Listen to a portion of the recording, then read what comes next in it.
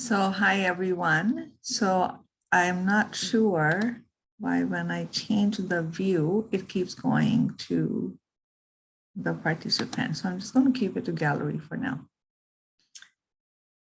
So welcome to our Mind, Body, Soul membership. Even though there's just 2 people who have joined, but we are just beginning. And I think as you see the benefit of it, you can share it with others. We'll have some results that we can share with others, and then hopefully more people will join. So how this is going to work is the first half an hour is I'm just going to talk about, so this week is mind focus, mind matters. And then after 30 minutes, I will stop the recording and I will answer questions. Since there's only one person present, I haven't received any email from the other participant. So it'll be just questions from Jill. And I may, talk about some other questions that I have seen, general questions that come up that maybe I can share a few with you. Okay, so mind matters. The reason mind matters and is mind matters, mind focus. I put mind first, then the body, because mind creates the body. Our biography creates our biology. Our psychology creates our physiology. And with the, the mind issues, the mental health issues on everybody's mind, especially for the last 2 years, it just makes it so appropriate that we do talk about that. So let's talk about the mind.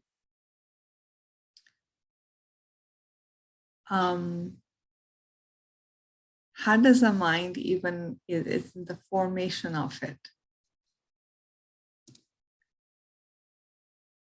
So the moment we take birth, our ego begins to form.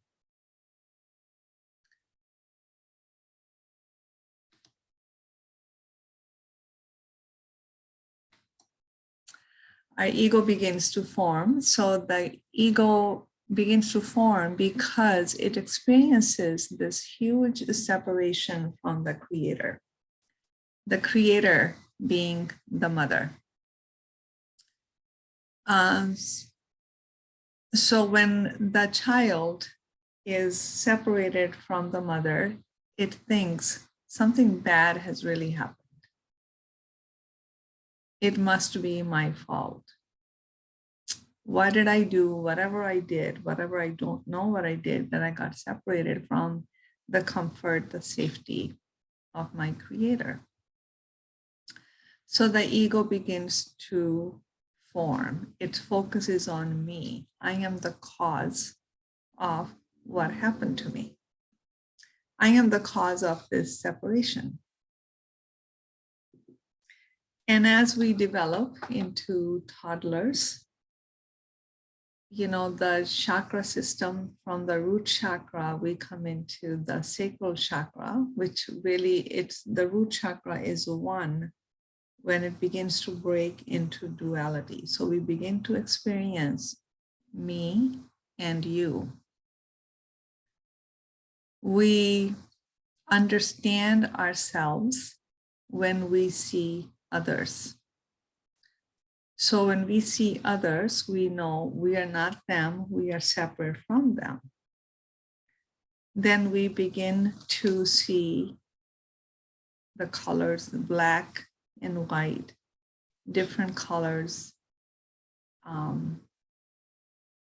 I look different and you don't look the same as I do. We begin to, even slowly as kids get older, 5, 6 years, they begin to notice the gender differences. How come your body looks different than mine? So there's a duality that happens, an opposition that happens. This is black, this is white. night and day.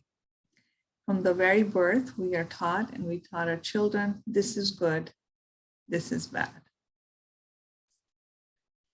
We can't quite not teach that because we live in a polarity world. And humans, we learn by contrast. So we learn to recognize our own existence by differentiation. The problem is not that we have ego. The problem as we get older is that that's all that we seem to connect with, and that ego becomes in charge. So when you think about how the mind and the ego came to be, you can see how limited the scope is. The scope is just me and you, good and bad, right and wrong. My fault, I did something wrong. So we are stuck in this limitation. And the problem happens then in our adult life when that's all we know. And we begin to believe our ego. We begin to believe our mind. We begin to believe our thoughts. Right? So that experience of it must be my fault. And, then we are born into a culture. It's really pretty much a shame culture, which is you're broken. Something is wrong with you. Only if you do this, this, and this, you'll be appreciated and accepted. Otherwise, all these things are bad. And if you do them, you're just not going to get my approval, my love, my appreciation, my support. We teach that to our kids from the very get-go. If you get an A, you get something. If you fail the test, what's wrong with you, right? Because we can't teach our kids anything different if we don't know anything different. We learned that too. It's a pattern that continues to be passed on from generation to generation. So we believe that whatever we think, it is the truth. We believe in our own neurosis, and that brings a lot of suffering because the mind continuously talks. Most of the thoughts in the mind are very negative. So we'll talk about why it is that they're, negative. But first, this is what we are. It's really even hard to know how this is where it came to be. But when you look at the world around us, the negative stuff gets more audience. It gets more stimulation. Because we can talk about 10 million reasons, it doesn't matter. So the duality then, when it says something is good, something is bad, and where is a positive effect of that? The positive effect of that is when the mind actually, the thinking about this is good, this is bad, can serve as a gatekeeper. Anything that we do, the mind does assess, is this good for you? Is this bad for you? So there is this negative mind that's developed, is thinking no matter what you do, it's going to be bad. Because the negative mind can be so painful, we begin to force ourselves into thinking positive. That's how this whole positive thinking movement came about. Think positive, think positive. So we went on the other extreme where we think everything is good. We think positive without really looking at the reality of things. Same way we think negative without knowing the reality of things. So the point of meeting is somewhere in the middle, which is neutral. A neutral mind looks at things as they are and then assesses. Then it assesses them in relationship to what do you need? Is it serving your purpose? Is this where you want to go? Is this aligned with you? Etc., etc. So that's where we want to be, a mind that is neutral, a mind that is able to think straight, but we're not thinking, oh, just be careful. There are just bad people out there. Don't trust anybody. That's problematic because you can't walk around in the world not trusting anybody. You'll be fearful. Then you'll attract the same to you. On the other hand, you also cannot say, trust everybody, just do everything blindfolded, don't pay attention to it. It's all good. Life is just good. Life is neither good nor bad. It's a combination. It's a mixed bag of goods. Life is much more mysterious and mystical than we think it is, right? Life is not about good or bad. So the neutral mind is the ability to observe. Observe things as they are. And this is the number one. So something to take for you to take with. We're not here to believe in our thoughts. Rather, we want to observe the thoughts. Because thoughts have information. But believing them can be detrimental because you're not looking at the whole big picture.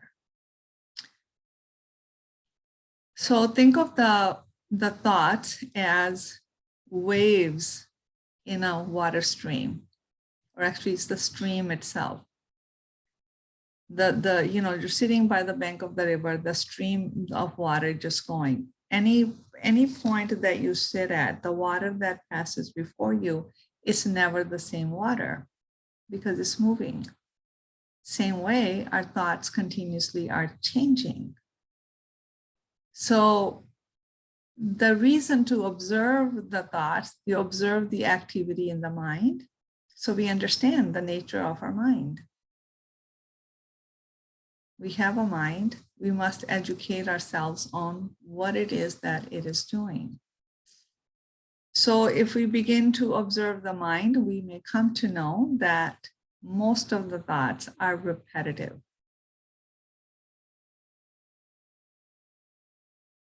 It's the same thoughts we continue to regurgitate.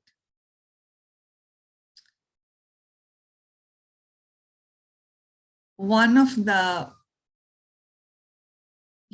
desire of everybody, gosh, I wish I could get my mind to be empty. I wish my mind would just get empty so I can just think clearly, right? We want the mind to be empty, yet we don't take time to empty it.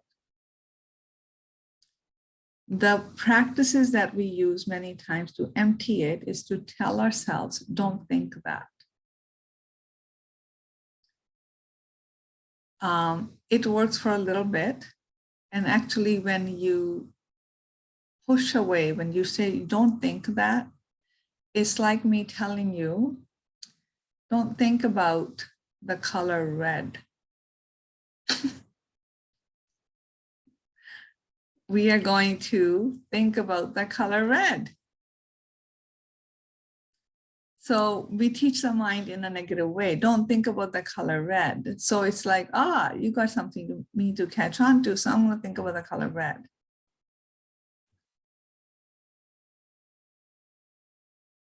So one of the things we can do is bring in the second element, is give it another thought.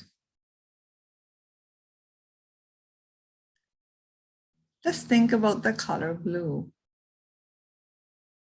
It's not a don't think about it. It's like, let's gently think about the color blue. You're thinking about the color blue. You ask the mind to think about the color blue. And here it is. You're thinking about the color blue. Right? So that can work a little bit on the surface level. We can teach the mind. We can redirect the mind to a different thought than the thought that it is thinking.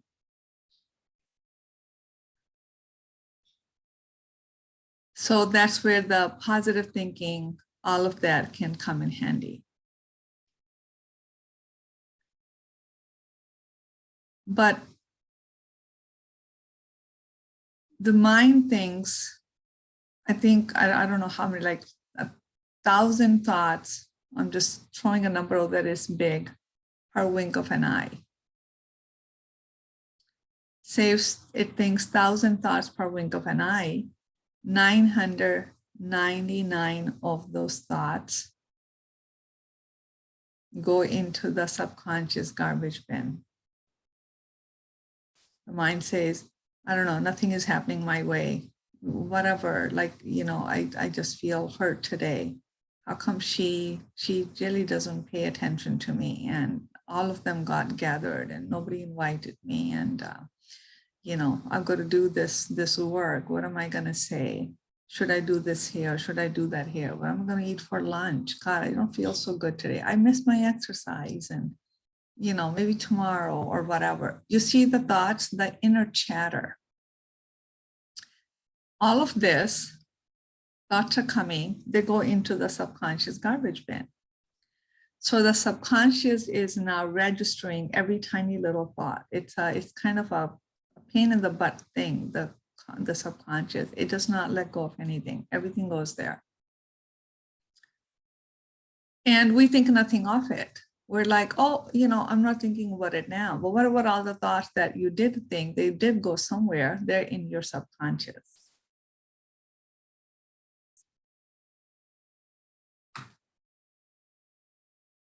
So nothing happens without awareness.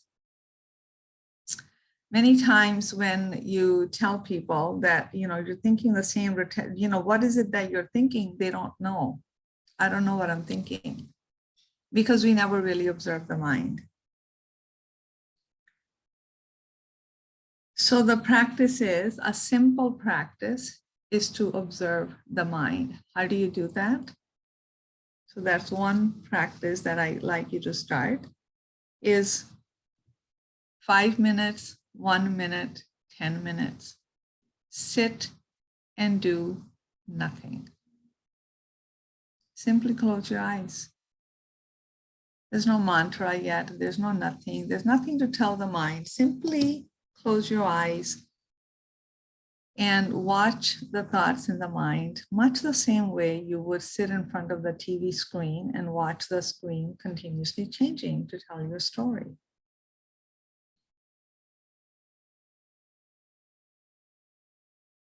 So close your eyes, sit quietly, turn the phone off, no interruptions, and simply watch the movie that's happening in your mind.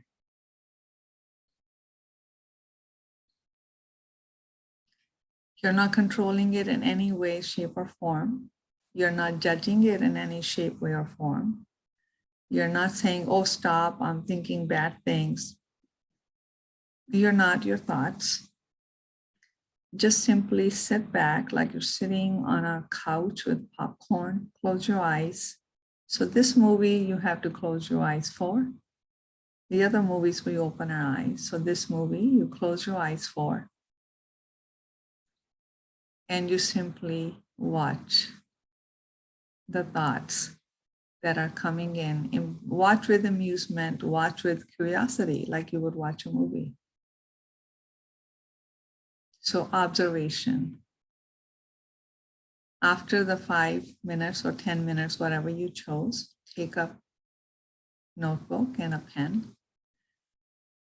See if you remember what thoughts were going on, or what is it that you want to write down? What did you learn from this little exercise? Write that down, and you do this every day. Make that your meditation, is learning to observe the mind. You'll be amazed at what can happen.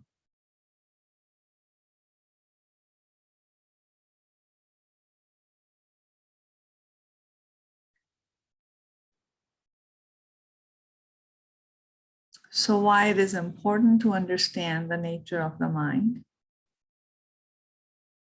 Because mind is the biggest cause of our suffering. Our thoughts create the biggest suffering. We become prisoner of our thoughts because we begin to believe our thoughts.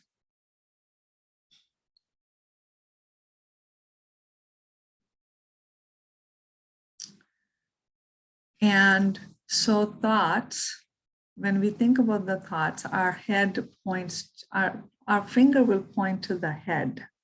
When we talk about the mind, we put our finger point to the head. So the truth is, mind is an energetic layer or sheath in our organism. So that mind, that mental layer is all over the body.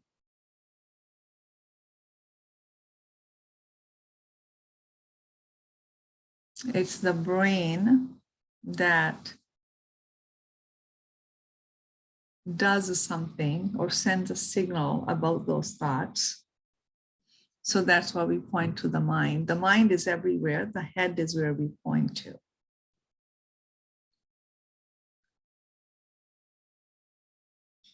So first and foremost, get to know your mind by doing a daily practice of 5 minutes or 10 minutes of just simple observation.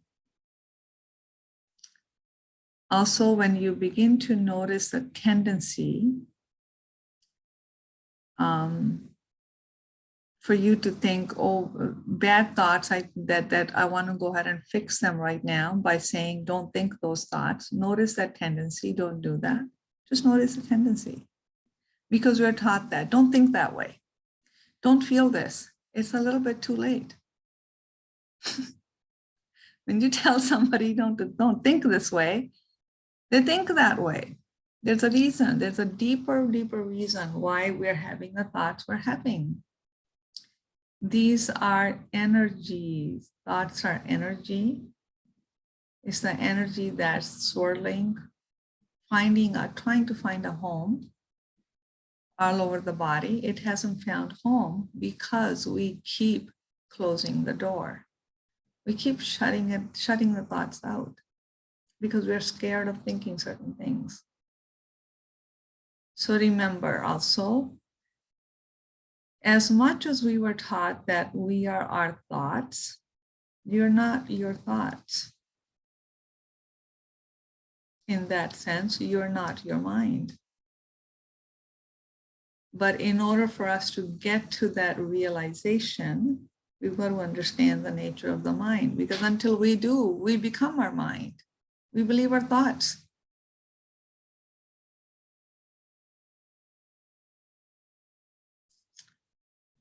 So this is the practice. So reminders are, and another thing I want to add, your thoughts are not always your own. Your thoughts are not logical. Don't try to figure out where this thought came from. There may be our origin, there may be random. Many of the times that we think they're random thoughts, they're not real. One is not related to the other. Because remember, it's the subconscious garbage bin. When we keep accumulating garbage in a bin over a long period of time, we cannot separate the banana peel from the onion peel. It all becomes a mush. So that's why you don't want to chase figuring out which thought came from where, rather just notice the nature of the mind. And Notice, learn to observe, learn to not react. We do that by, you're not your mind. Don't believe everything you think. Don't believe everything you think. That's a hard one because we are so convinced that what we think is the real deal. So remember that thinking, the mind, that ego, by nature is limited. It only sees me in relationship to you. Are you good? Am I bad? Is this right? Is this wrong? I have to prove myself right, so I'm going to make you wrong. I'm awesome is a play of the ego.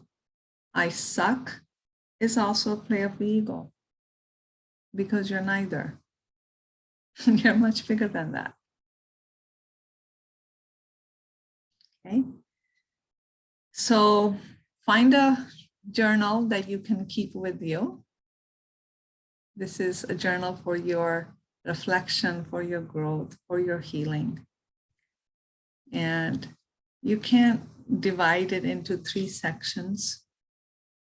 Sometimes the notebooks, they have 3 sections. You know, in the school notebook, there's a little divider. So you can put mind, body, soul, the notes you take from each section.